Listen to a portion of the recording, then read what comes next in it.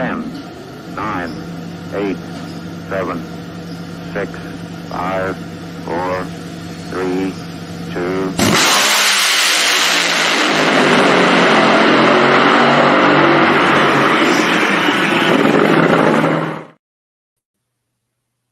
And back on a Tuesday night, it is Competition Plus Power Hour. I'm Lee Kraft, a.k.a. the Monday Morning Racer, and over there is Mr. Dugenay Bland. Dugenay, good to have you back. Hurricane Helene also affected your area very heavily down there in Valdosta, Georgia, and we want to reiterate we're certainly thinking about everybody in Western North Carolina, Eastern Tennessee, and so glad. I know you've seen it, Dugenay. Many have stepped up out of the racing community to help those in that area. I think of Gabriel Burrell. That's someone that a lot of people aren't going to hear, but multi-time Southeast Gassers Association A-Gas champion. He's been up in that area. He is from that area. He lives in that area and been helping out. You've got Garrett Mitchell, a.k.a. Cletus McFarland. You've got Lyle Barnett. So many have stepped up to help out, and that has been a great thing to see from the racing community. Yeah, it definitely has. South Georgia Motorsports Park was hit a little bit too. They were able to help out though, still help out the community, and be able to stage, some things there that were in need for power companies, etc. So it's been a lot of help here.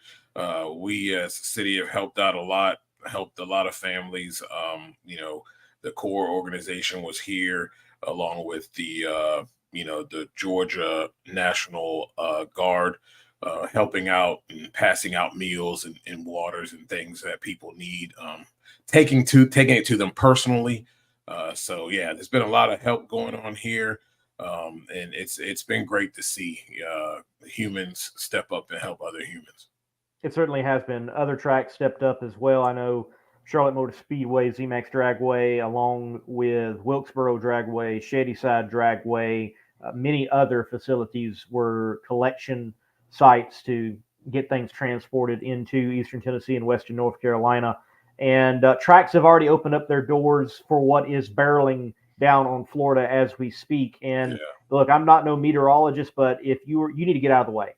You need to evacuate. This is a historic storm again, right behind Helene in a different manner and form, and there is going to be widespread devastation. And several racetracks have already opened up their doors if you need to evacuate and have somewhere to go. Gainesville Raceway, Atlanta Motor Speedway, Montgomery International Dragway, and I'm sure you will start seeing others open up and give space for people displaced.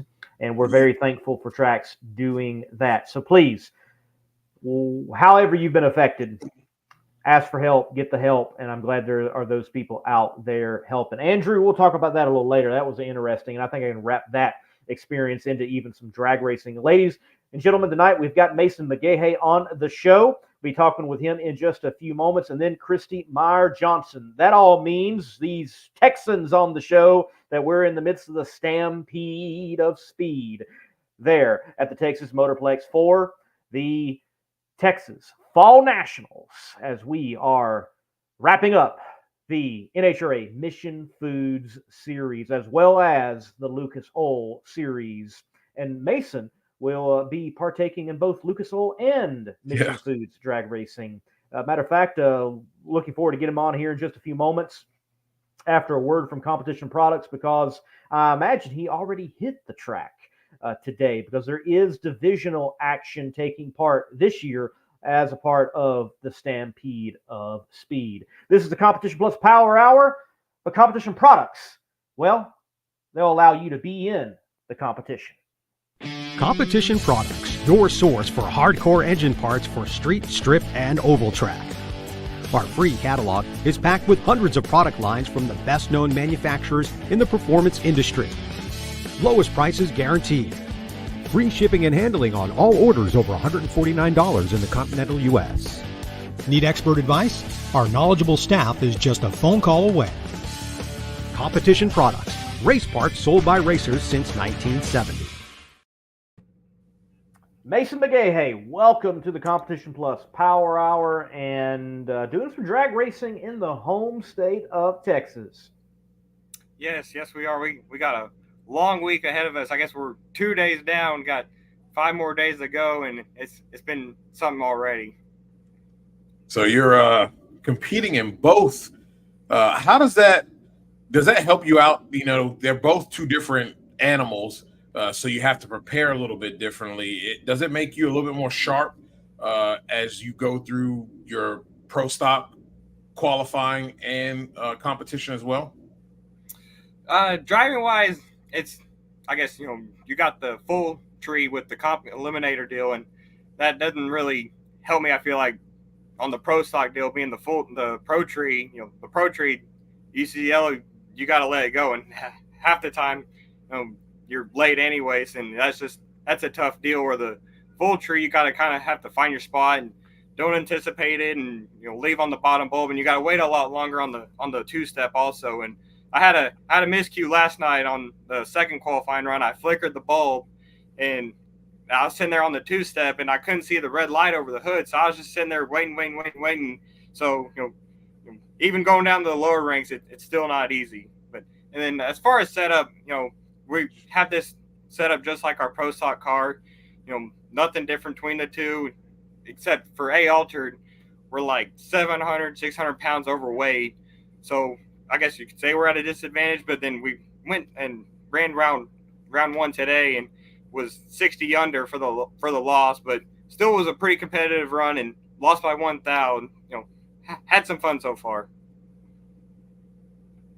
Well, hey, that's the most important thing. Have fun. That's why we're all in this and doing this. Yes, certainly winning is good, and winning is fun in its own right, but you can have fun out there no matter what. And from what I understand, what's been delivered, you are in a 2021 Pro Soccer currently in the competition eliminator field, and you'll be doing the double duty come this weekend. So from 2021 to, I imagine, what may be a more update car, is there really any difference at all, or are they carbon copies of one another from your ride in the NHRA Mission Food Series? It's kind of funny you asked that. You would say they're carbon copy, but we kind of, I think, had figured out today that the car I was driving might be, we think, is a better car than the two that me and Chris are running right now in pro stock. And we were trying to maybe see if we could somehow work a way to get it to where Chris could run the car I'm running in comp right now in pro stock this weekend. But you're really not supposed to run a pro category car 7 days before the event, so that got shot down. But I'm thinking that we might see Chris in the car I'm running now in comp in Vegas, because we didn't really make a great run in first round today, and it went at 57, and we felt like that was a pretty good run, and we feel like we could have gone even faster if we had probably one of our race motors in and just clean some things up on the run. Now that's wild, and it's just fascinating how from car to car, though, look, there are fine chassis builders out there. I'm not sure which chassis you all are running. I work for McKinney Corp, fine chassis coming out of there, but no car comes off the jig exactly the same. They all have their own little quirks and how they respond to things, and that is fascinating. That the broke-in glove, if you will, is cradling the ball a little better. Yes, and it seems like most of the older cars out here kind of tend to be the ones that seem to be faster on, weekend to weekend. Like, I don't, maybe it's just somewhere overlooking, but it seems like all the older, kind of late teen Camaros, they seem to be the faster ones, and kind of these newer ones that are being built don't seem to be quite as fast. I don't know.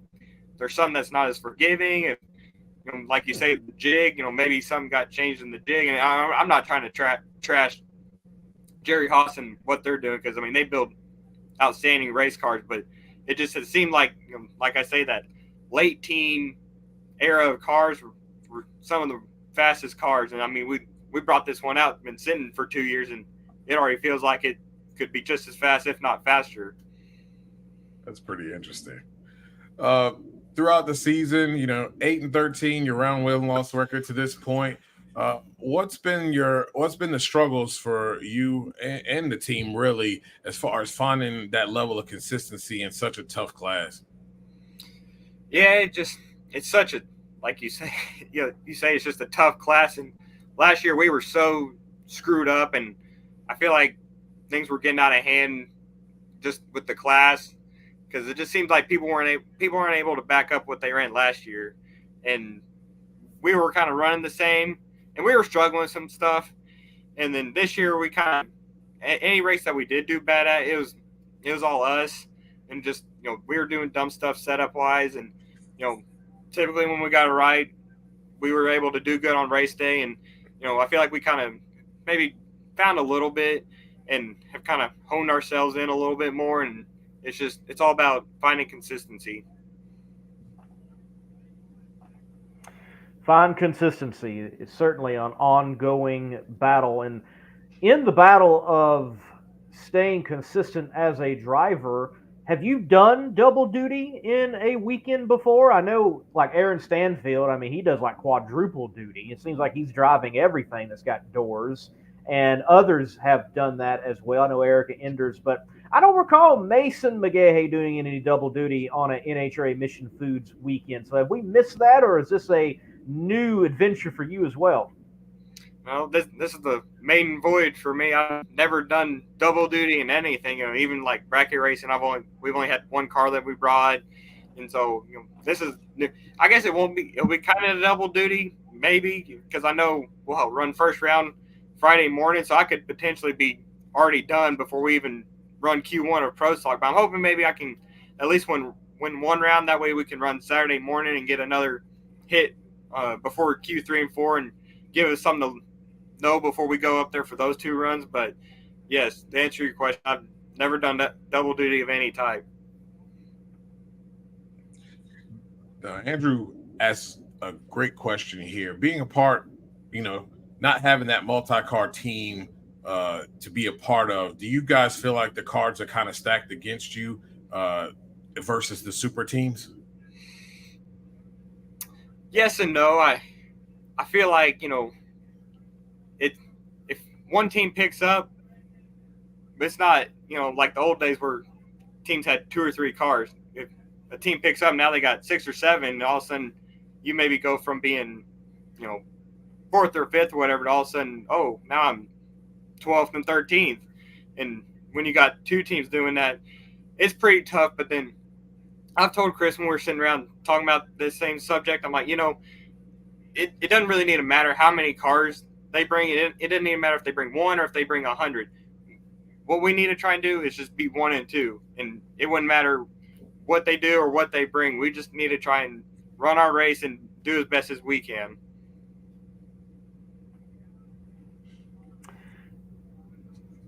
When people hear McGaha, or occasionally McGaha, as some will say, and it does get pronounced. Oh, yeah.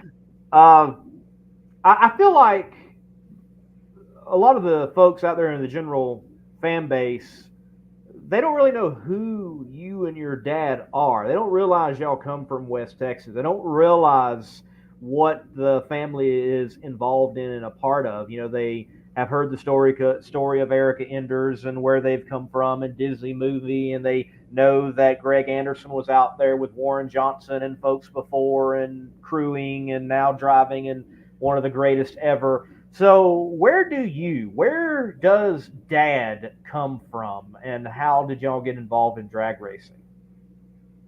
My granddad, he ran Super Comp and Comp Eliminator when he was my dad's age, and so when my dad was getting older and older, he was hanging out the races. Whenever they introduced the juniors in the 90s, and he was 8 or 10 years old, whatever he was, he started running the junior, and about 16, he got a D dragster, and him and my dad granddad were both running D dragster at the same time. I mean, and I don't know how they did it, being that it was a clutch car, and it was just my dad, granddad, and my grandma working on 2 clutch cars. And so I don't know how they did it back then. I can't imagine me and Chris and my mom working on 2 Pro Stock cars or 2 dragsters with a clutch car, which I mean is pretty similar. And just I don't know, we came up always comp raced. That's why I guess had this love for comp, is I've watched Chris do it forever, and just I didn't never sportsman race before pro stock, but I guess I kind of consider myself a sportsman guy.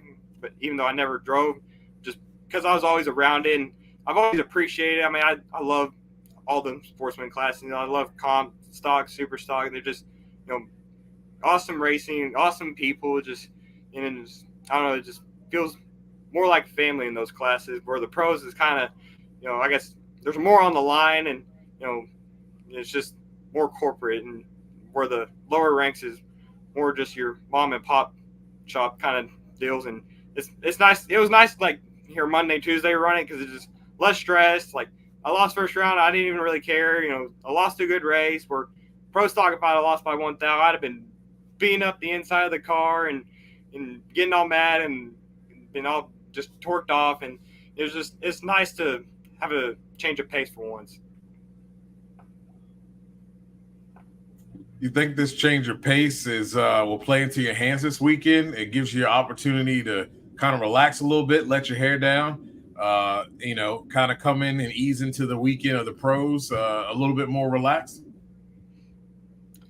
I could say yes right now, but when Q1 comes around, I'm going to be all, we're running for a trophy. I want to win Dallas. That'd be awesome to win my first one here at Dallas. And if come first round, I lose, like I say, by 1,000 or some good race, or I'm late and I could have, won the race, then the change of pace will be the opposite direction. I'll be all upset again.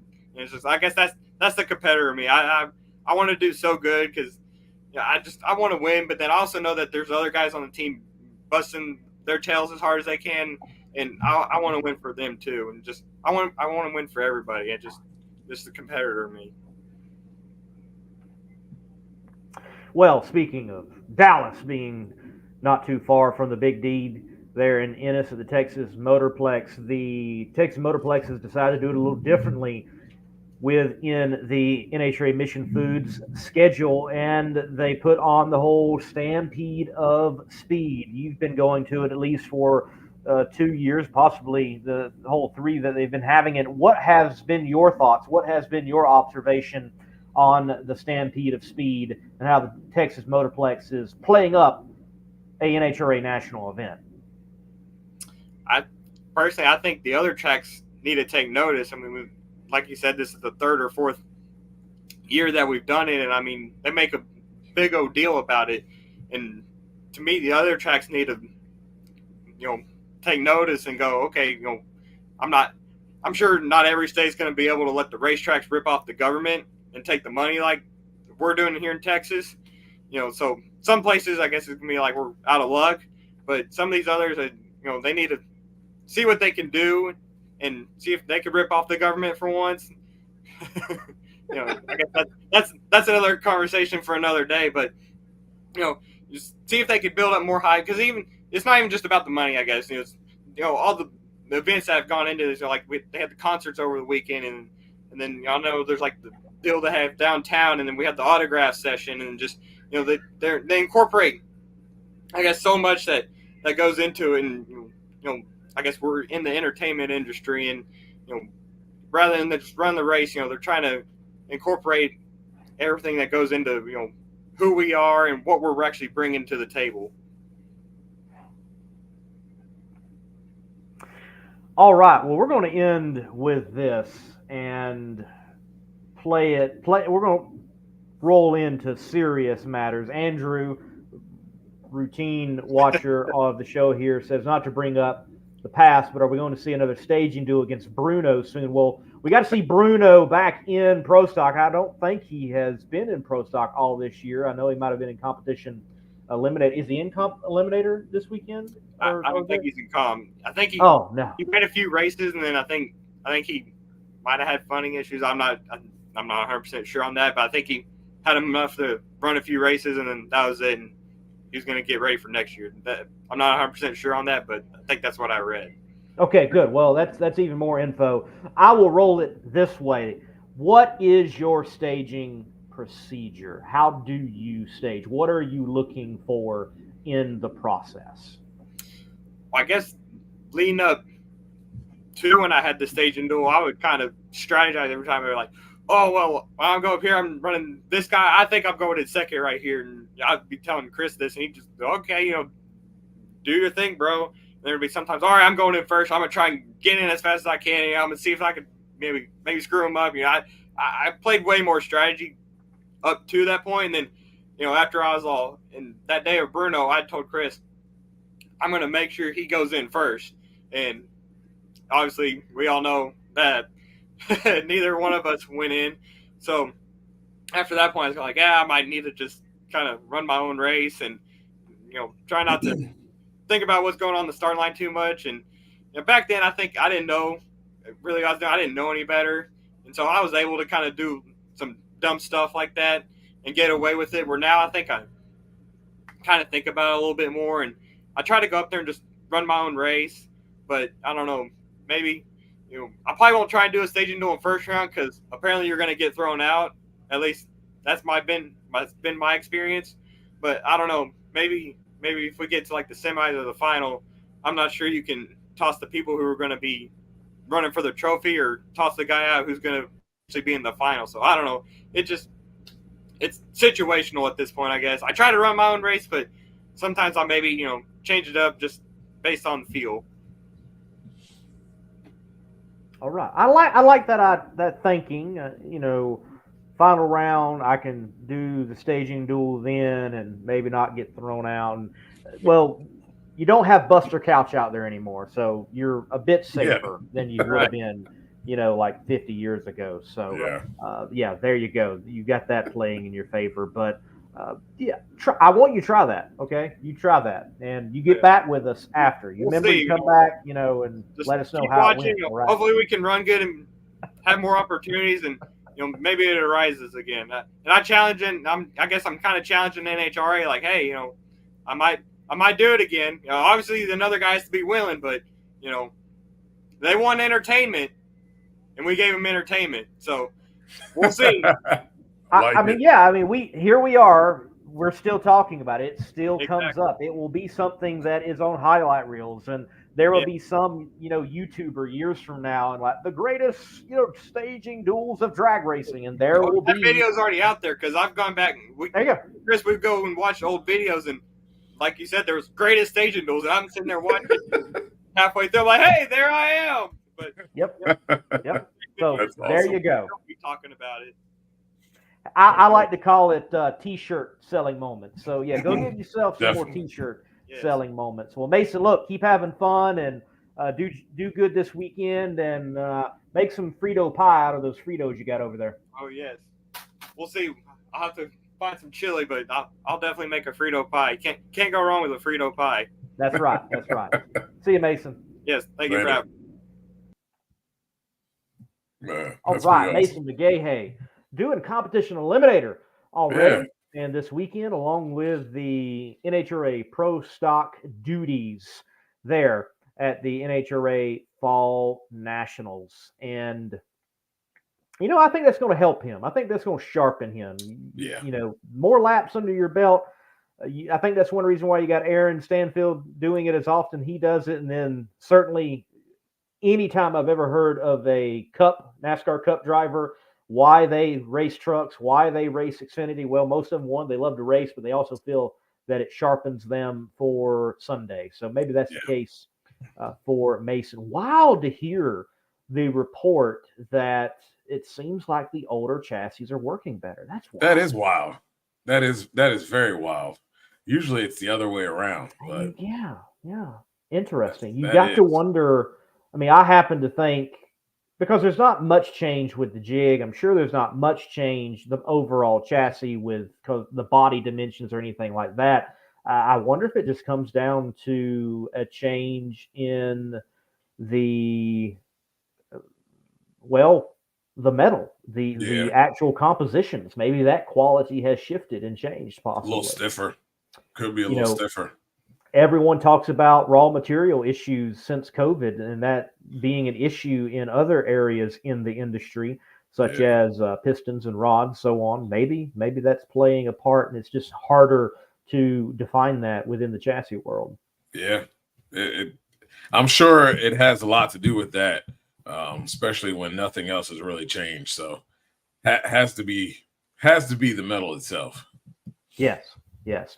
Well, folks, we're going to take a break. Right after the break, we're going to have Christie Meyer Johnson on, co-owner of the Texas Motorplex, and I'm sure already by now she's tired. So we're going to get her on, we're going to talk to her, and we're going to let her go get some sleep because it is Stampede of Speed time. QuartermileClassifieds.com is a new and easier alternative to online classified advertising. We make it a simple experience with $20 getting your car, hauler, engine, or parts listed for 2 weeks. If you want to make a bigger splash, we have VIP listings that provide even more exposure, including social media. On QuartermileClassifieds.com, you get up to 10 photos of video and up to 2,000 characters to deliver the message you need to make the sale. QuartermileClassifieds.com is a trusted classified ad partner of Competition Plus and the Roof Tech Top Eliminator Bonus Fund. Visit QuartermileClassifieds.com today.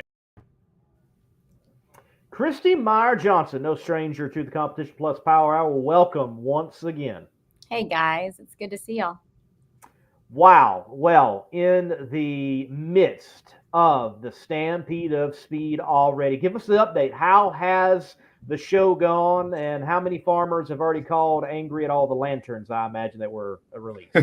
Hey, well, so we're day 5 in. I'm a little bit scratchy voice here, and you're getting me, after a long day out working, but we're halfway through the 10 days and things are going really well. We had an incredible concert this weekend, great turnout Friday, Saturday, and Sunday for the Stars of Texas Music Festival. We introduced a bunch of new fans to drag racing with our Texas Invitational match race.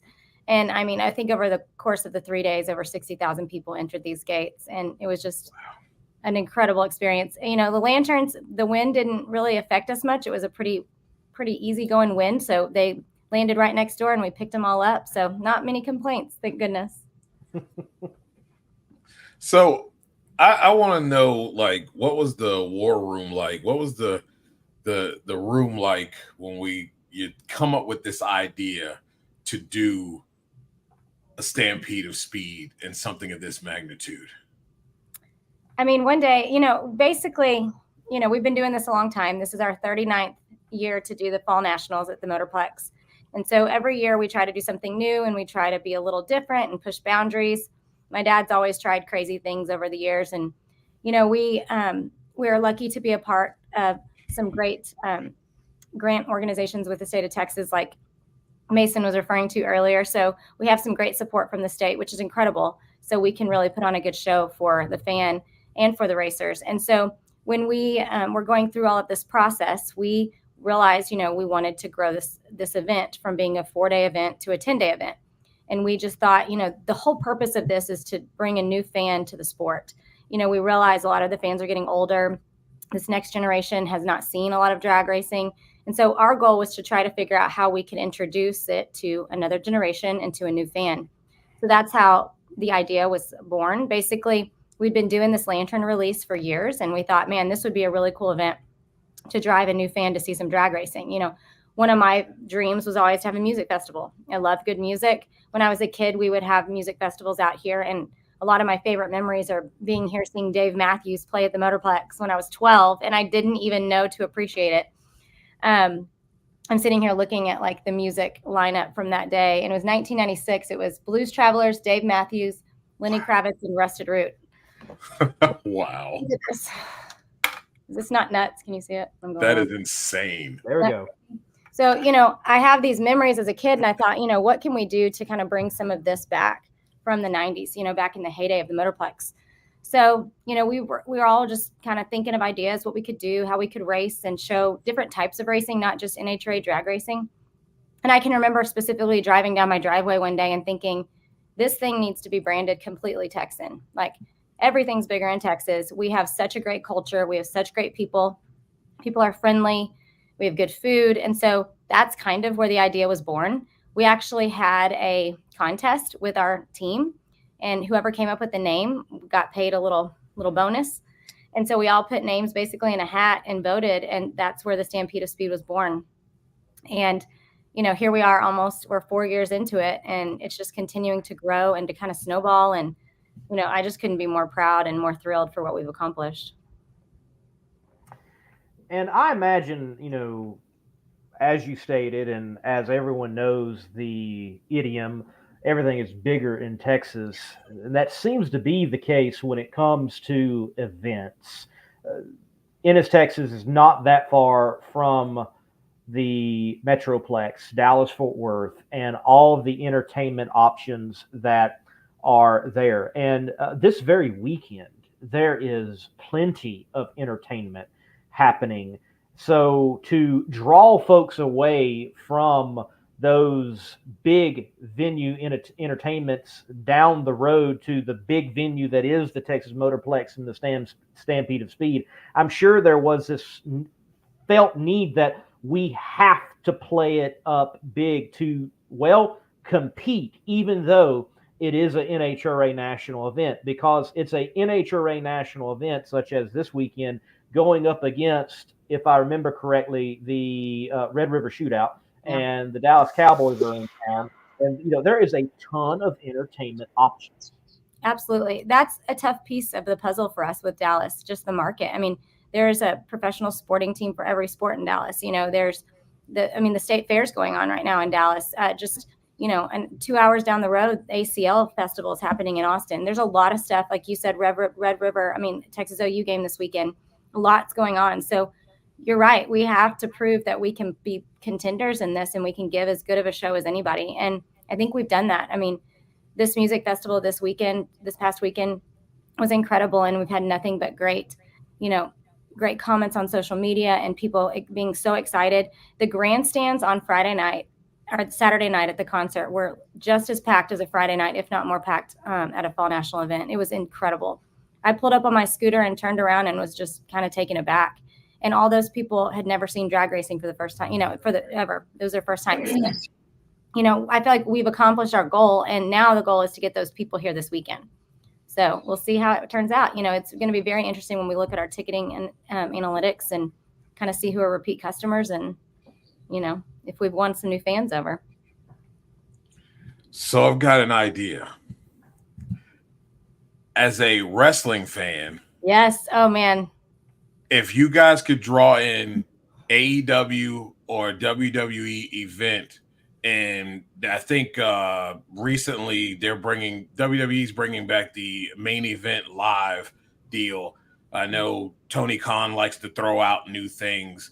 If we could get something to where that ring is right there, where that Stampede of Speed marker is, and have fans packing that thing. Wrestling fans are a unique fan, and most wrestling fans have not seen a drag race. That would be incredible. I completely agree. And that has been discussed in some of our meetings. We've even talked to NHRA about it because we agree completely. It's a perfect fan that could be a crossover fan. They love extreme sports. They love kind of wild. And, we've kind of tackled this rodeo world recently with the bull ridings we do. And now I completely agree. We need to go after the wrestling fan. So just wait. Next year's our 40th anniversary, and we already have some tricks up our sleeve. I like it. I like it. Well, look, next year, 40th anniversary, I believe next year will be 5 years of the Stampede of Speed, if I can remember correctly. And I was at I've been at all of them. Actually, I won't be at this one with schedule conflicts, but seen them. And I'm sure this one is going to be even bigger and better than the other ones. But so far, Christie, what are some moments that stick out to you that are special? You talked about those special ones in the 90s as a kid growing up at the Motorplex. What are the ones that are special here recently with the Stampede of Speed? Last year especially was one of the first years my husband and I worked together on this, just the two of us. And that was a really special moment to kind of sit back, especially with the music festival, and kind of look around and see, man, this is something that we got to do as a family. Our kids are involved. They're young, but they're here with us every time. They come for the whole 10 days. The school is amazing to let them bring their schoolwork and keep up and homeschool for a week so we can be together as a family. And, just being able to stand back with our kids and my parents and see what we've accomplished together as a family and with our incredible team, that's a pretty incredible moment. I'm super thankful. I talk about it a lot that I get to work with my dad. A lot of people don't have that opportunity, nor do they have the relationship with their parents sometimes that I get to have with my parents. And I'm just very blessed that I have great support from them and from my husband. And it's an honor and a joy to get to be in this position, and I don't take it for granted.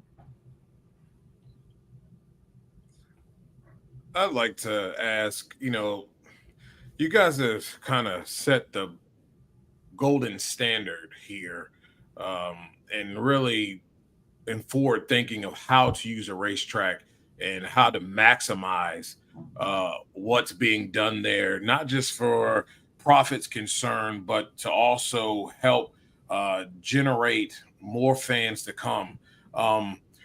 What are some of these things that other tracks can implement that aren't hard to do, that can maximize what they do as a racetrack as well, and help draw in the, just the kind of casual fan? What we've realized is, a lot of things cost money. So obviously you have to take that into consideration when you're planning. A music festival is not obviously a cheap event to put on. But there are things you can do for not as much money that can actually, drive people to the facility. We're lucky we have 500 acres to work with. So we realize we have the ability to do a festival style event. It doesn't always have to be drag racing, and it can be different types of racing, So I think just expanding your horizons and considering what else you can use your property for, but in the midst of that, how you can introduce drag racing. When we have festival style events, we either have every single time there are race cars on display, we'll fire some up, we'll run some down the track. For the music festival on Friday, every single one of the artists that played Friday, it was Wade Bowen, Randall King, Roger Krager, and a kid named Clayton Mullen. All four of them got in some Mustangs and raced down the track and then talked about it from the concert. So, there are lots of different ways to promote your sport without even, racing. So that's what we try to do. We go around town. We try to be a part of different small festivals and things. We have a trailer we take with us. We'll set up cars. We'll give away tickets. We're trying to do different things to be a part of the community and to draw people in, whether it's, like I said, a bull riding. We've done some different food festivals. One time we had a running of the bulls, that's a totally different type of event. We've had a Tough Mudder, just different ways that we can incorporate drag racing and teach people that we're here. That's part of the thing, is just letting people know we exist. Speaking of other events, how did the eclipse viewing go? I was, I was in the area. Remember that going on. I was traveling though, heading down the road. So how did it go for the track? It was really interesting, actually, because, all of the hype for months and actually years about, hundreds of thousands of people coming into DFW and, to be, jammed roads. TxDOT was afraid. Everybody was trying to throw an event. There were music festivals popping up. We were planning an eclipse event. And a few weeks before the event, we realized, the weather wasn't looking great. We weren't sure, everything was dependent on this couple minutes to see, could you even see, have clear view of the whole situation. And so we kind of pivoted, and we ended up having just like open parking lots for people to come in and be able to watch. And what was so interesting is that the forecast was terrible. And so a lot of people didn't show up. A lot of people were worried about traffic. They were basically telling people that, prepare for gas and water and get your groceries, because basically it almost sounded like the world was going to end. There was going to be so much traffic and not to get out that day. And so what we realized is people decided not to come to Texas. They went to Arkansas. They landed at DFW and they started to drive to wherever they could get that had a better weather forecast. What was so interesting was, though, literally, I ended up going to Waco because that was right after Funny Car Chaos to be with my family, to be at the airport. And it was cloudy all day long. And literally right before the eclipse started, the clouds parted. We saw the whole eclipse, and then the clouds came back. So it was kind of one of those magical moments to actually be able to experience it. But the hype did not, not as many people showed up. And we were lucky because we just opened parking lots and let people have a safe place to pull off the highway. But all the events around, they just kind of almost flopped because it's almost like they were scared to, get out. So it was really weird and interesting. Because if you look at what happened in Oregon a few years ago, literally traffic jams for hours and hours and people couldn't get anywhere. And so I think the state really discouraged people from doing that same thing in Texas that they did in Oregon. Fascinating. That was Fascinating. Yeah, it's weird. We never obviously planned anything around, a natural phenomenon. So, that we won't have to do that again. There's not another eclipse in this area for a long time. And there's not enough time to plan tornado viewing. No, that happens often. I did realize I was knocking on wood earlier. This is the first year in probably 5 years that I've been here for the week of the Stampede without hiding out in our office for a tornado warning. So the forecast is looking really good. Like I said, I'm going to knock on some wood. But last year, the week before the event, we were, running out of the RV trying to find some cover. Not that there's much cover here at the track with all of our metal buildings, but we have some crazy weather here in Ennis. Speaking of the weather, it's going to be a toasty one there at the track. What are you guys doing to prepare and kind of help the fans kind of stay hydrated and, have a place to kind of cool off a little bit? Yeah, it is going to be very toasty. It was very toasty this past weekend at the music festival. And, it cooled down today. I'm in here in a sweatshirt, but it looks like it's heating back up for the weekend. I can't complain too much, though, because there's not any rain in the forecast so far. But, we've done a few things to try to help. We're putting up some extra tents. We have a new addition to our welcome center. So we put up a large shade structure there with tables and chairs underneath for fans to come in and get some shade. That's where the NHRA stage will be for all of their lessons and stuff that they do during the breaks between pros and different rounds. And so we'll have Oliver the Watusi under the tent, so you can come take pictures with our official mascot. We'll have our merch trailer there. We'll have troughs full of free water for people, and then just places for people to kind of take a break and get off their feet and rest at some tables and chairs. In our super seats this year, we've added a tent there as well, a little lounge. And so if you buy tickets to the super seats, that's one of our higher ticket tiers. You have starting line access with your grandstand seats. And when I say access, I mean it's some of the best view from the grandstands.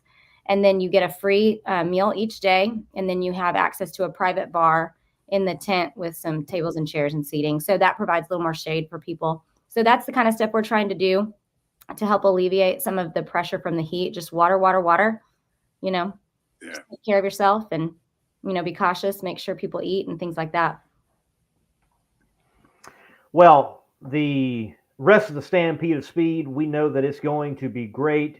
The staff, including yourself there at the Texas Motorplex, certainly ensures that. Know that you are going to have a great fall nationals event. Some special moments have happened at the Stampede of Speed. I think last year, world champions and top alcohol for dragster and funny car were both crowned there. And I know with the point scenario, very well, top alcohol funny car, Sean Bellemere might, depending on the scenarios, even wrap it up there at the Motorplex. So it's going to be a weekend to remember, because it seems like what happens in Texas echoes into the last races all the way to Pomona. And certainly you can look at Texas and go championship decided, championship excluded type of situations. Christie, last question for you is beyond the Stampede of Speed, though. Tracks, I'm sure y'all already have a rough, if not even almost pinned in, printed off 2025 schedule.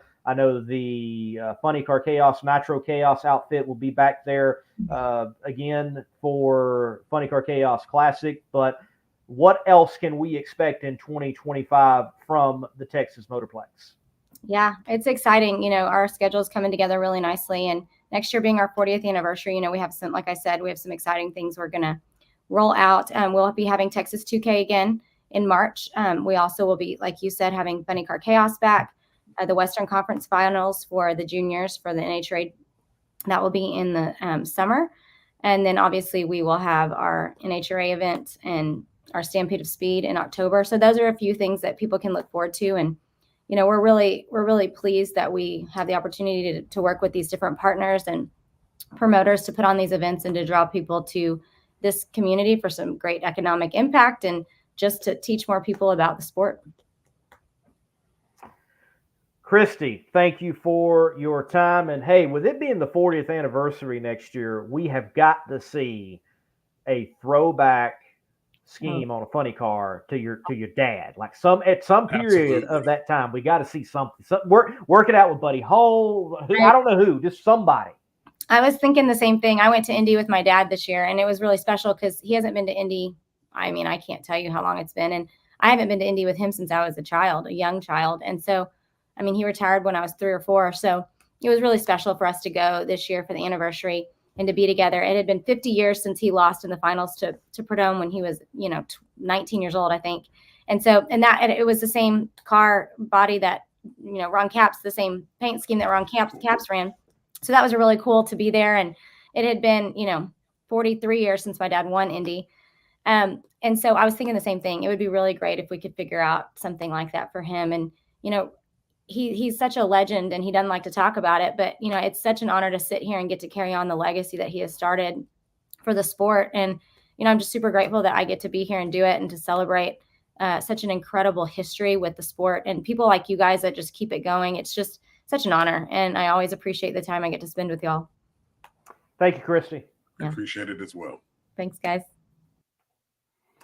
The Stampede of Speed certainly is one of the great events, I think, in motorsport, and its prowess continues to grow and build, and they continue setting its standard in what you can do, not only with the drag race, but with a motorsporting event. And miss not being there this year, got opportunities elsewhere, but it's certainly going to be a great show, already has been a great show. It is encouraging to hear Christie relay that the crowd that was there for the concert got to experience drag racing. I've seen how they've done that before, but that the crowd there was almost like a Friday night for the national event. That is great to hear. Yeah, that is. And it really shows. I mean, I really wish people would, track promoters really pay attention to what's being done by some of, especially what they're doing. And like she said, I understand property is an issue, but we've had several track promoters on that are taking advantage and doing those types of things. No Problem Raceway comes to mind.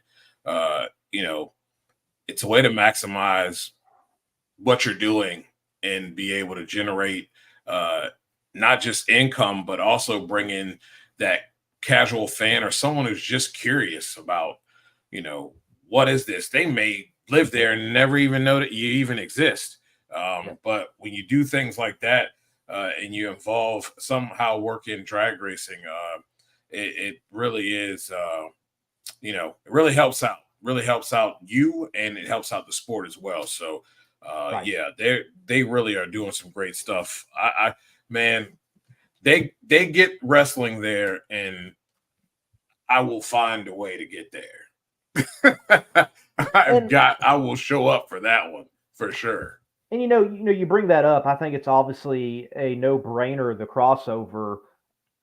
Remember the WCW, WWF advertising that was in NASCAR and WWF certainly in the world of drag racing. I can remember it seemed like it went through every major star of the World Wrestling Federation at the time with a particular car, the Kane car. I think there was the Undertaker, and I think there was, so on and so on and so on. We've seen that. So it is certainly a world worth crossing over, and I think the fan bases can be similar. There was a time in which I was very much invested in to wrestling, and I can tell you the moment, we're not going to go there, but I can tell you the moment that wrestling turned me off, actually. I know the moment, the episode, the Monday Night Raw, and it is for so many the moment. That's a whole nother topic for another night, but it is certainly worth crossing over. And I think this too, tracks can hold other events. Mm-hmm. Use your grandstands for more than a race. You have a track, you have a facility. Don't just use it Friday, Saturday, Sunday. If you can use it every day of the week for racing and you're a track that has figured that out, like some of them, they're out there, great. Obviously give your people, your staff a break. But if that's not what you're capable of doing, maybe you can every now and then turn some grandstands toward a tower and put in some portable grandstands and have a wrestling ring set up or something. Just become creative with your facility and do some different things. Yep. So, and look, I know they're not going to be making any money from it, but I can certainly appreciate the hospitality and yet also the creativity of some of these facilities saying, hey, if you need a place to go and you're evacuating, come here. That in itself, though that's not making money, that is, hey, community, Yep. we are valuable. We are important, because the potential industrial park that this could be, they're not opening the doors to people to No. come to and possibly have a place to stay in the event of a natural disaster. Right. And I think that people don't forget that. And you never know, you might see those people at a Gator Nationals, baby Gators, Right. they will come back because of that. So yeah, I think it's a big deal. It's sad that racetracks are doing that, and there's very well capable industry, that could do that and simply just aren't. Kindness can go a long way for sure. And honestly, I think it is, with these tracks, it's just showcasing how great the racing community can be. We obviously a lot of times can do a whole lot of bickering and fighting amongst ourselves, and we love to heighten, what isn't curing cancer to some great and high and mighty place. But it is so good to see so many stepping up in these matters and these situations. Yeah. I mean, what else were you going to use your racetrack for? It's just sitting there. Yep. Why not open it up and let people come in and have a place and get things figured out and be a staging place for, whatever collections. And loved seeing so many NASCAR haulers participating in hauling goods into Western North Carolina. Yeah. It's good. It's good to see for sure. Now, let's take a break. After the break, let's dive into what we've got coming up this weekend. I want to take the time to go all the way back to the top on Andrew's question. Let's talk about events. I was reminded something this past weekend that I'd kind of forgotten, and certainly want to take the time to talk about it and get your opinion and get the opinion from the chat bleachers on what transpired. So, I think it was a peak moment last weekend for the Vanderbilt Commodores, but they might not need to run coolant on the sideline, but they've got their travel team and they've got their equipment that hauls everything. They certainly need some peak in all of their equipment, and, well, Alabama too. If you want to take your vehicle's performance to new heights, you got to give it P. Like our original equipment technology, antifreeze, and coolant. Our formulas match the vehicle manufacturer's technology requirements so that we have the perfect match for every vehicle. That's one reason why Peak is among the fastest growing brands of coolant in America. We work harder to earn the trust of people like you every day.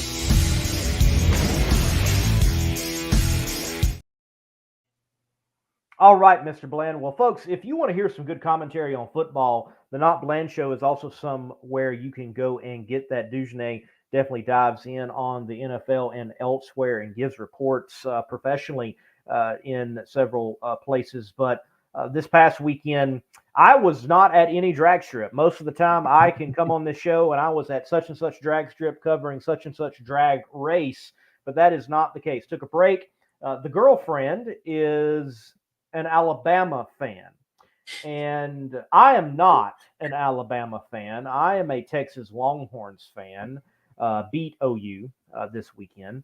But look, I love college football, but I'm not the type of person that if the Texas Longhorns lose, that it's ruined my whole week. I'm just not that person.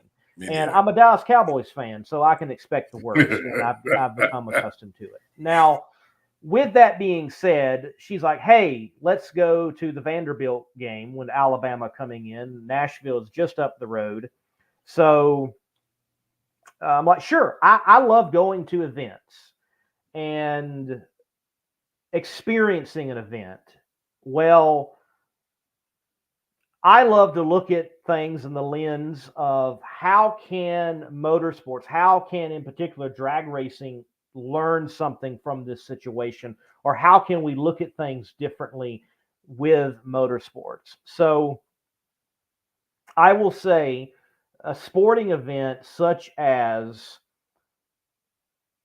Alabama versus Vanderbilt and what transpired, there is an energy, there is an emotion, a collective energy and emotion that is hard to replicate. Yeah. And I think one reason why it's easy to boil up and over in those situations is because you have very small moments of anticipation and delivery, anticipation and delivery, anticipation and delivery with the pace of the game. Yeah. And I think something for professional drag racing, they've got to work on pace, actually. How do we have the show and how do we have pace? You know, how can we have long smoky burnouts but the show not be made longer? Right. Those type of things. I am reminded, my girlfriend, she's come into this and has seen drag racing with fresh eyes. She's not familiar with it, and it's been interesting to take her to races. She's been helping me with some media things, and she's like, "Wow, I really love going to Southeast Gassers Association races because it's action nonstop." And yet, the first time she experienced Nitro, she's like, why is it so slow compared to Sega? And I had to stop and I had to think. I'm like, it is a lot slower because of the setting up, the windmilling, the firing up. And then also at this particular track we were at, the cars had to get assistance from the tow vehicles going onto the track to get them off the track. So you even had a little further delay there. So pace. I recognize pace was important. And pace also directly impacted the emotion and the momentum of the fan base. Right. Also, I come to appreciate people, and I understand even better the people who stand at the rail. Most of the time, I'm like, why do you stand at the rail at a drag race? Like, you're not really seeing much. You're not really experiencing much. Dujanay, let me tell you something. Vanderbilt does not have the biggest stadium in the SEC by far. I'm sure there's other conferences that have bigger stadiums than what Vanderbilt has. Yeah. And it's not that it was a nasty rundown stadium, but it certainly wasn't the most modern stadium that you could attend, especially, I imagine, in SEC football. And the row was slammed. The place was packed, and it was tight. Like me and the poor guy I was next to, we had like the uncommon agreement. Okay, man, I'm gonna lean forward, you lean back. You lean forward, I lean back. I'm gonna lean this way, you're gonna lean that way. And I have a deeper appreciation for the people who stand at the rail. You know what? They might not want to go up in the seats and sit and be crammed. And hey, if you look out, and you're like, wow, look at the blotches up in the stands. Maybe someone didn't want to sit next to somebody. Yeah. Okay? Yep. Okay. I mean, maybe. It's hot too, man. It's hot. Yeah. So let's not just look at stands and go, oh, nobody's there. Maybe they're at the rail. Maybe they're in the pits. Just let's keep that in mind, because there was one time I'm like, I'm gonna walk around the stadium and just peek at the game and just walk around, stretch my legs, and not be crammed. Exactly. In the situation. And I also am reminded about fan interaction. Let me tell you, I'm reminded just how cool the racing community can be. So many times, Dujanay, I have struck up a conversation with someone next to me in the stands, and we've enjoyed talking about whatever's in front of us in racing. Yeah. Especially in drag racing. But the crowd at this particular match, I'm not saying it was like the most hostile ever out there, but there was a sense of like, okay, this has happened. This has transpired. Let's just not communicate with an Alabama fan. Yeah. Okay. Yeah. And, I did see a beer can go up in the air, and one hit someone behind me and actually got sprayed from it, just stupid stuff like that. Right. And it's something that I'm so glad never experienced anything like that at a drag race. Most of the time, people are very willing to connect and talk and enjoy the sport, and there's not that contention. Even though you might be a Steve Torrance fan and you don't like whoever I'm pulling for, or vice versa, that doesn't seem to be, hardline camps for individuals, and that is a good thing, I think. Yes, Dave W. Drag racing in the 70s was like that. I know. I realize that. I'm glad it's come a long way, and that is good. I think that they're not throwing beer cans and things of that nature. And now look, if a crowd feels that there is an injustice in a show or something, hey, maybe they need to speak up. I get that, but not just for pulling for somebody or something of that nature. But again, when you get an opportunity, go check something else out and see what is happening at other events. I definitely think something I've noticed now, and I didn't, is we can work on pace. Mm-hmm. I really think we can do that. So even at professional events, there's pace. Mm-hmm. There's pace. There's also the overall length. Yeah. A drag race, if you look, it's a long day when it comes to a sporting event. So maybe that's something to work on, and it can be packaged a little differently. Again, as I've mentioned many times, I think the overall national event needs to be reconfigured anyway. Maybe that is in the future. So, yeah, Dave W. And it's interesting. You bring up the burnout. The burnout. I love long smoky burnouts, but at one time, there weren't burnouts. That wasn't really a part of drag racing in its early organized days, and the pace of drag racing was probably much more akin to, as we kind of can see, a big money bracket race. I mean, a big money bracket race, they keep them going through. So I definitely think I love long smoky burnouts, but if we're going to have smaller burnouts, then let's speed up the process somehow or something. Yeah, I don't know. How are your wheelie bars not adjusted before you get up there? Like you gotta adjust them after the burnout too. Like, shouldn't they already be adjusted? I don't know. I mean, maybe it's just that much of an air pressure change with the burnout and heating up of the tires. Maybe, but again, I think there are some things.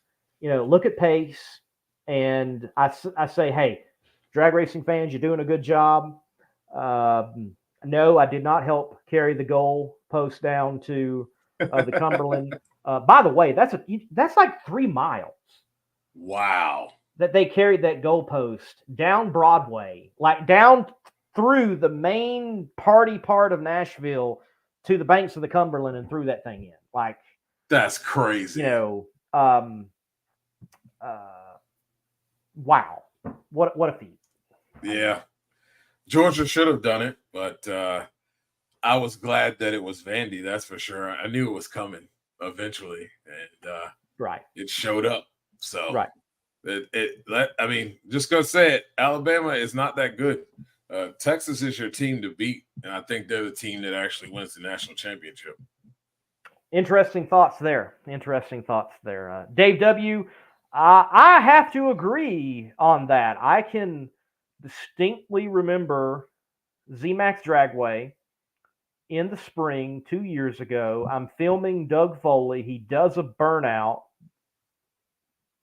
going past me. For whatever reason, when he hit the throttle, I don't know if the throttle stop was set in the wrong place or something funky happened. Doug never really got up on the tire, and it didn't smoke. It didn't do a burnout. Right. Gets out there, stops. He's backing up, and you can even kind of see that the tire has still got some lines of moisture on it. Okay. Well, by the time you back up and the heat in the track and all that's gone, but he didn't have a burnout. He stages it, and I'm thinking to myself, man, there's no point in me filming this right now. This is going to go up in smoke right when he hits the throttle. And no, that was like his best ET of the weekend and got him his qualifying position in that race. So there you go. There you go. Yeah. I don't think burnouts are needed either. I think the tire technology is much more advanced now, and it's just something they do. Like, I don't really think you need to have a burnout at all. Look, I love burnouts, but if we're not going to do long, smoky ones and get that part of the show, I don't know. I don't know. All I'm saying is we probably need to look at some way, somehow, pace.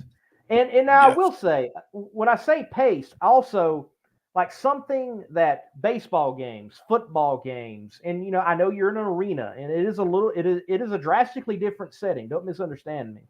They do a good job with connecting you to whatever they are transitioning with, the giveaway moments, this special person is here, or even the music. They do a good job of interjecting all of that.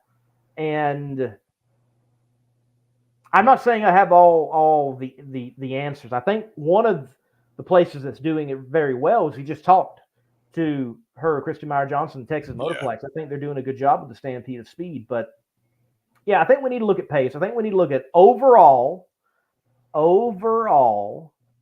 time of the event. But the fan base overall, I think it's doing a good job. And it's good to go to some other things, take them in and see what they're doing. And like, okay, concessions. I was very impressed by concessions.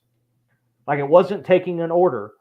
It was you opened up, you grabbed your drink, you grabbed your pretzel, you grabbed your own box, you grabbed your drink, put it in the box, you grabbed your hot dog. It was all laid out for you. And it was easy even for the people taking your order, because I remember how I got 2 waters, and she just hit the button for water 2 times. Yeah. It was a less than 5 minutes. Even NFL stadiums have become super efficient with that. Like, Atlanta has, several good places where you can eat it. It's not like trash food anymore. Like, it's go to a restaurant or bar or dive type stuff, but they got what they got. They don't overdo the menu, and they have it at the ready. You go up there, you say what you want, they go hand you a drink, you're off. Yep. It's that easy. And yeah, I do agree with that. There could be some changes with that as far as concessions, the overall time. Baseball went to a clock to speed up the game. You know what I mean? You have to start thinking we're starting to get into the era of the real kids. Attention span is not that long. All right. And, these long days are a turnoff for some. So, kind of reinventing the wheel a little bit, changing and thinking about how you can better suit a national event so that it is a little bit quicker of a day, and coming up with some, oil downs and stuff are going to happen. That's going to kill the pace, but it's drag racing. Yeah. But you got to when you can, you got to be able to take advantage of the pace. And I think pace would help out with things that Andrew was talking about, like a storming of the drag strip, so to speak, moments, because I've always said that even in the early 2000s, there were reasons why I didn't go on Sunday, because you knew that a lot of it was set up for TV. And of course, there's TV timeouts during football games, but the setup, it seems like, for drag racing and TV it's asiningly too long. And it takes away from the moment sometimes. Like, there's this big moment that's about to happen in the semis, and we're waiting around, guys are scratching their heads, and we're kind of dead. There's a lot of dead time. And, it's one of the worst things you can have. It's what they talk about in radio. And dead time is not good. And I think you lose that fan buildup and interest and that ability to create that big moment where people really explode. I mean, we've had, big pops here. When Jack won, that was a big pop moment, but I think you could have more of those if we didn't take so long to set things up. Especially, that's all right for the fan that's hardcore, but that doesn't work for the casual fan. Right. I think ebbs and flows, things are changing, things are evolving. Just how can we, and again, I keep going back to this. I think we are at a point, just as everything changes and evolves, I think the NHRA national event structure needs to change. Yeah. I think that's the biggest element of it. And hey, who knows? With pro promotions, maybe they're going to showcase some more of that in the future. We've already seen some experimentation outside of that with qualifying. We've seen that happen at Virginia Motorsports Park. So, I think it's also just challenging because I think fan bases in general are a bit more whiny than they ever have been, just not as hardcore as they used to be. I was in the sun, and it wasn't a terribly warm day, but if it was any warmer, I don't think I would have wanted to be sitting there in the sun and be just literally just like trying to figure out how do I not, be all over this other guy next to me, and he's doing the same thing, and and everybody's just all huddled together. And then one other thing,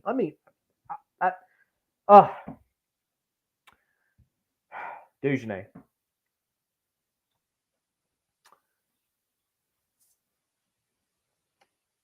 What do you do in a seat? What do you do with a seat? What do you do? You sit in it. You sit in it. You sit in it, and you pay for a seat. Fascinates me. There were some people who never sat down. I don't know how they do that for 4 quarters. I can't do that for 4 quarters. There ain't no way. I don't understand. I paid for a seat. I do want to sit down. Yeah. Look, during the changeover, I'll stand up, stretch, whatever. But folks, remember, and I see it at races too. Yeah. Let me. If you are one of these fans, you annoy me. You annoy me as a media person. You annoy me, and you're annoying someone else as well. If you're one of these fans that brings your canopy, your easy pop top into the stands, and you don't go all the way to the top, stop it. Just stop it now. Okay? Just stop it. Don't make any sense at all. Like, you're blocking a view someone else paid for. You're blocking an entire section of the grandstands and making it pointless. Just stop it. Yeah, that's so bad. If you're going to take your pop-up tent into the stands, go all the way top. Go all the way to the top. And guess what? If you didn't get there soon enough with your pop-up and you can't go all the way top, you're not going to put it in the stand. Just stop. Don't do it. Don't be a jerk. Yeah, that's a jerk move. Man. It really is. It's so bad. By the way, don't be a person that puts beer cans in the toilet either. Like, somebody's got to clean that up. Come on. I don't know, man. People are so bad. It's like, so the Badcock here opened up their doors to people so they could charge their phones, They could get in out of the AC because nobody had power. 99% of the county was out. And what do? They go in, tear up the place, steal. And it's like, really, people? Like, some folks not only don't have power, but they don't even have running water. Okay? They don't have the ability to have running water because the well runs off electricity. And they gave you an opportunity to get out of the sweltering heat. It was hot all last week, and you go and ransack the place. Thanks a lot. Thanks for nothing. It's fascinating, man. It's fascinating. It really is. That's a deeper dive into human nature for sure. But yes, folks, if you're at an event, and I look, we're saying this, and I believe we're preaching to the choir. Okay. Yeah, true. But maybe you see something, and you got to speak up, say something. I don't know. Just be considerate of your fellow fan at the event. Okay. Yeah. That's all I'm saying.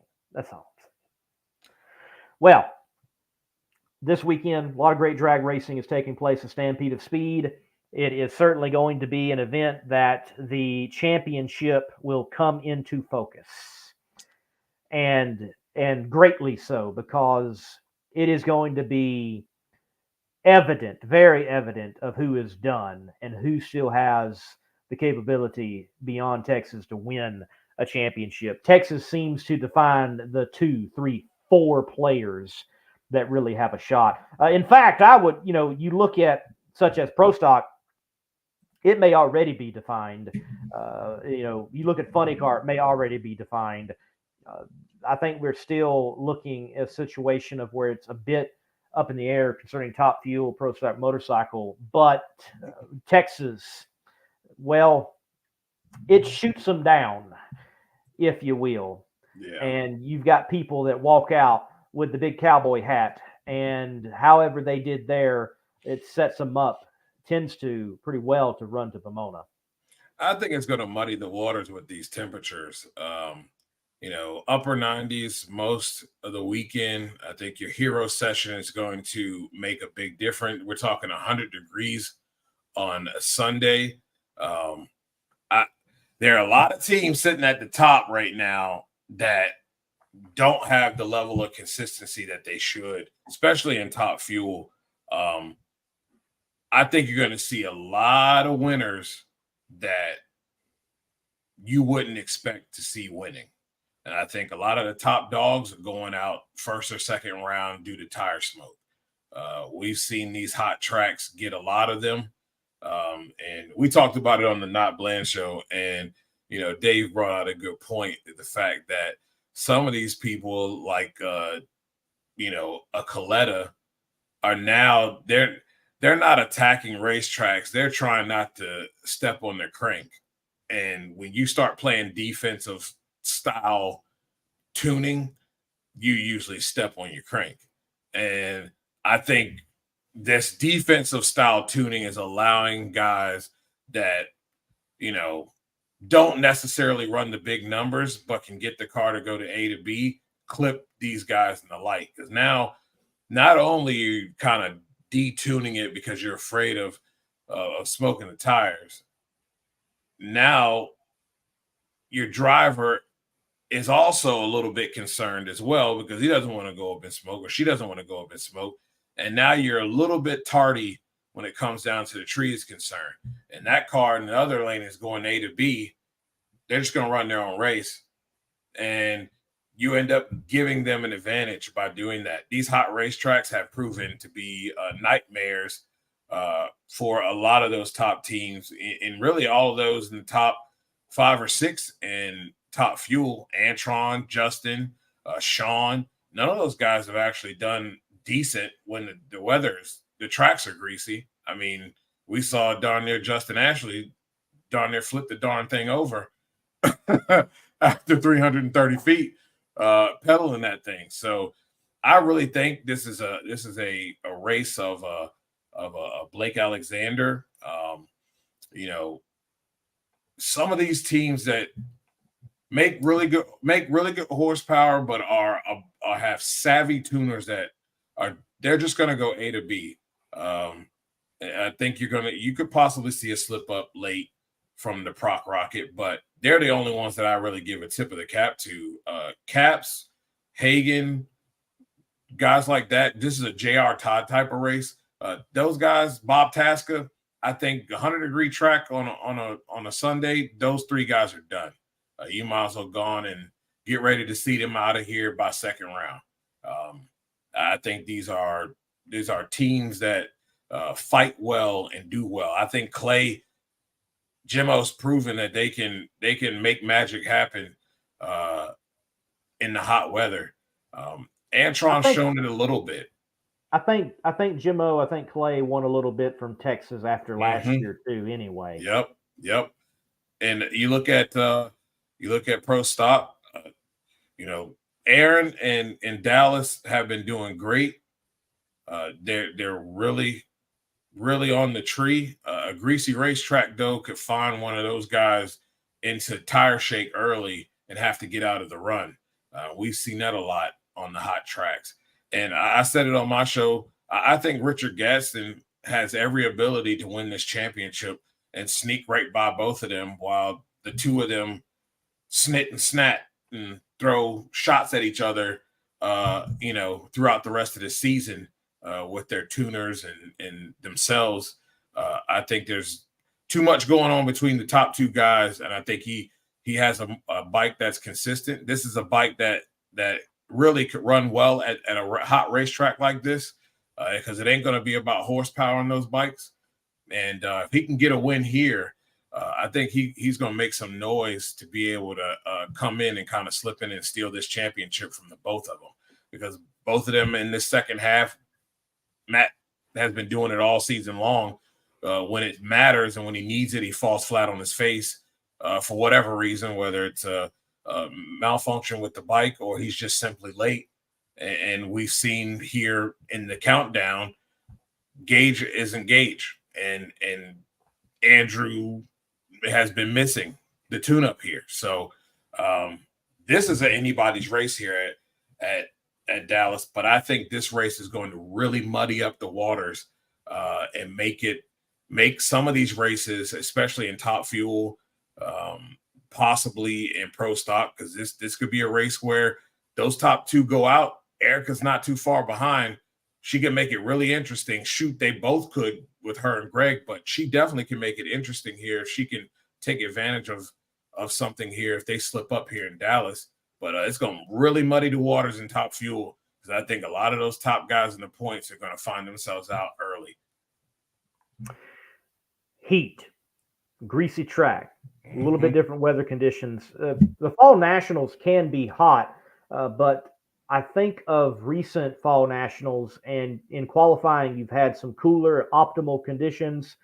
We've also had rain on Sunday, and it pushed the event back. So a little bit of everything with the Fall Nationals. You never know what you're going to get, and it's going to be a warmer one this time. We've got some great drag racing ahead of us that will certainly put into focus the championship implications for the NHRA Mission Foods Series.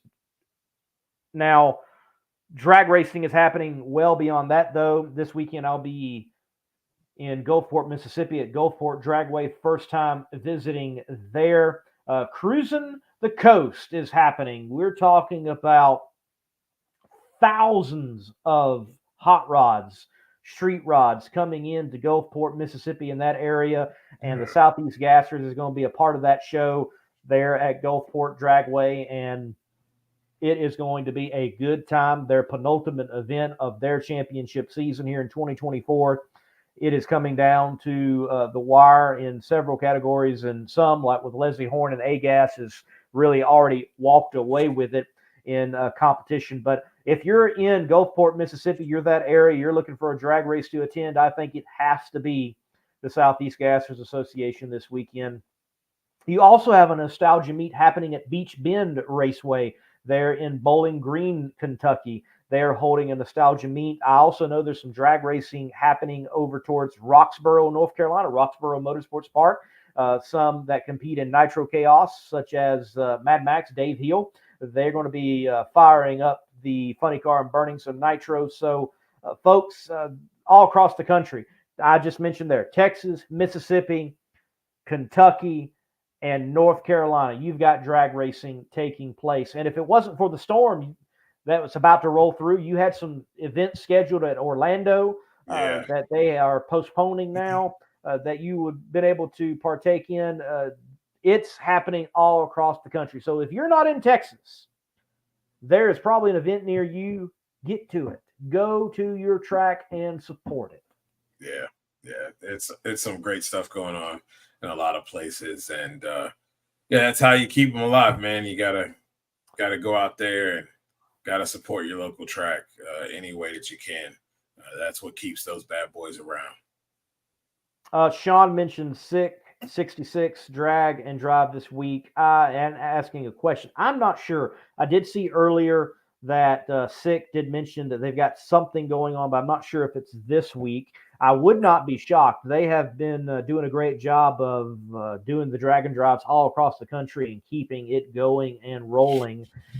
If you want some information on that, though, always check out Michael Nark's Drag, Drive, and Repeat, the guy on the Drag and Drive to listen to and get information. And look, before we shut it down, Dugenais, Dave W. brings it into the comment section, and thanks, Dave, reminding, but rest in peace to the NMCA, NMRA, the National Muscle Car Association, and the National Mustang Racing Association. They are no longer operating. They ceased operations last week after their last event this year.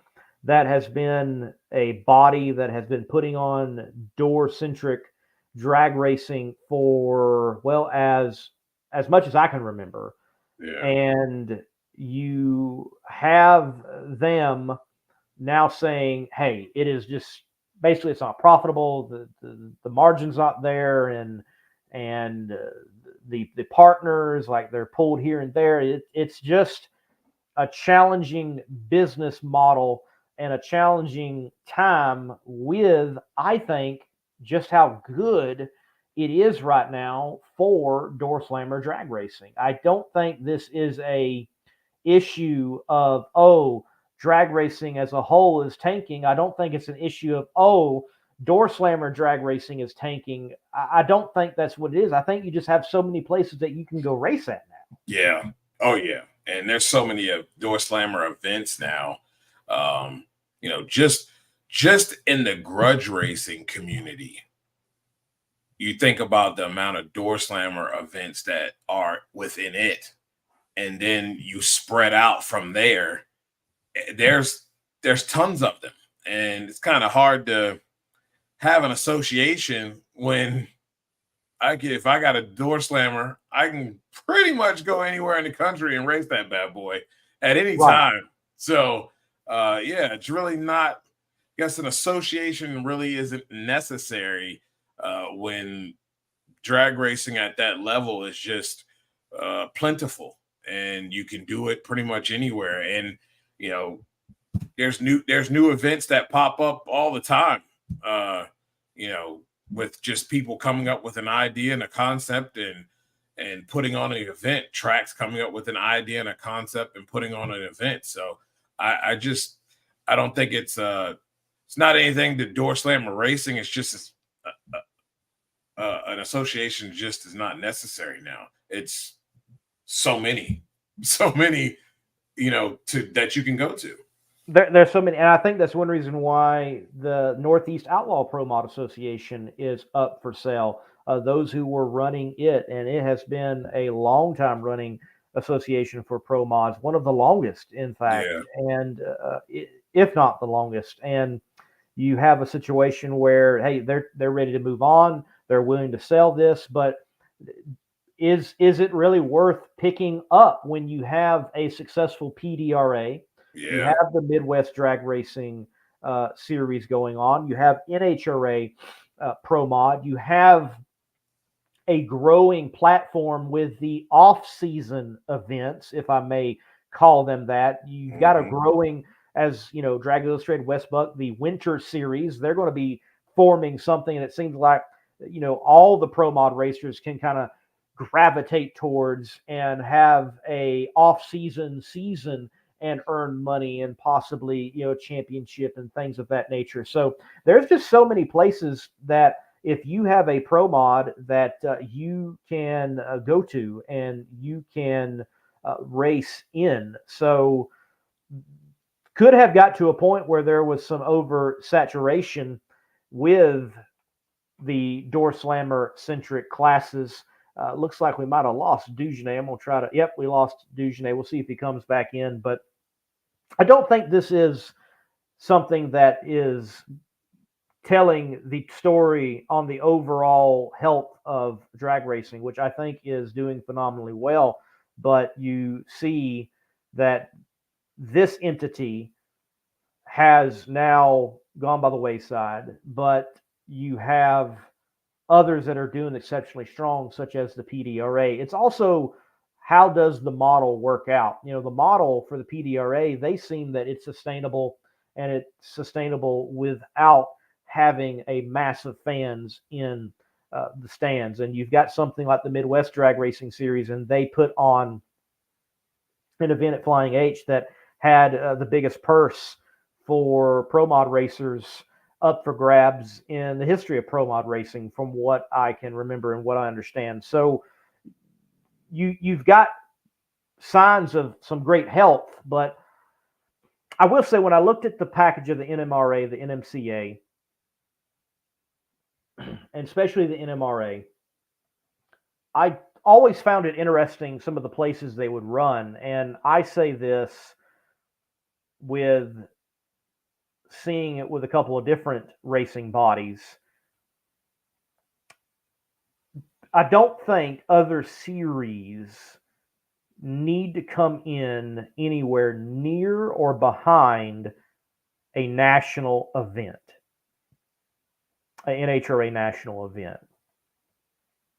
If I remember correctly, I can think back, the NMRA would come into Gainesville either before, I think actually after the Gator Nationals. Not a good move.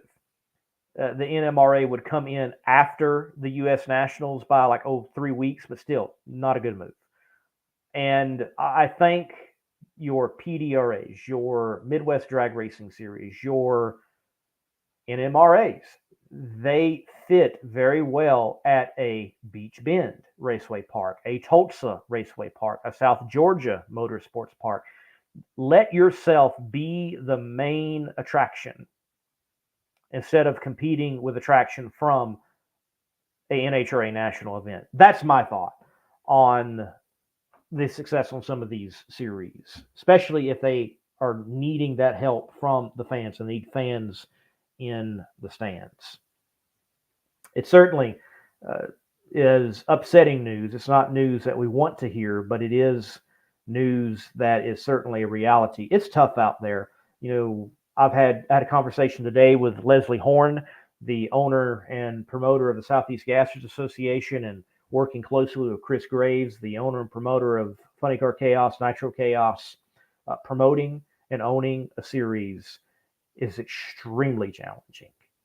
And you get it from all sides: racers, fan, the track, those that are supporting and sponsoring, and you have so many people with so many different expectations, and no one can be pleased all at the same time. So to those of you that are promoters, to those of you that are owning series, to those of you that are sticking it out, thank you for what you're doing in drag racing, and keep up the good work. Midwest Drag Racing Series, keep up the good work. Funny Car Chaos, Nitro Chaos, keep up the good work. PDRA, keep up the good work. I think of the Outlaw Pro Mod Southern Shootout Series, keep up the good work. The Southern Nitrous Racers Association, keep up the good work. Southeast Gassers Association, keep up the good work. And look, if you're out there and you're in a situation and burnout's a reality. Burnout is a human reality, no matter what the industry is. And you need to take a break, or you need to transition, or you want to get away, maybe work it out where something doesn't die, but it's passed along. That's what Quayne Stott did with like Leslie Horn. He realized he kind of reached a point and he needed to pass it on, and he worked it out where it was passed on to an individual that was going to help move the Southeast Gas Association forward, but was going to love it, but was going to embrace it because he was a competitor and a champion in it. So work on that. And let's see what happens. Love, as Dave mentioned, sick. Yes, they very early were posting, wow, this is sad news. This is rough news. What can we do? So might see something with sick next year with those classes and those cars. And there are some classes that the NMRA, in particular the NMRA, it's kind of like, man, where do we go with this car and run now? That was our bread and butter. I think of the individual who owns G-Force Transmission. I can't think of his name, but he multi-time champion in the NMRA, and he has a red Mustang. Yeah, I really wonder, like, where are you going to go race now? That type of situation. So, sad news. I don't think it reflects the overall health of drag racing, though. I think door slammer drag racing is so good, and there's so many options, and there's so many cars that you're going to find. Yes, Mr. Long. Thank you, Leslie. Mr. Long owns G-Force Transfer. Yeah, I wonder where he's going to race. Maybe he needs to build him a gasser now and come to race Southeast Gassers Association drag racing. So,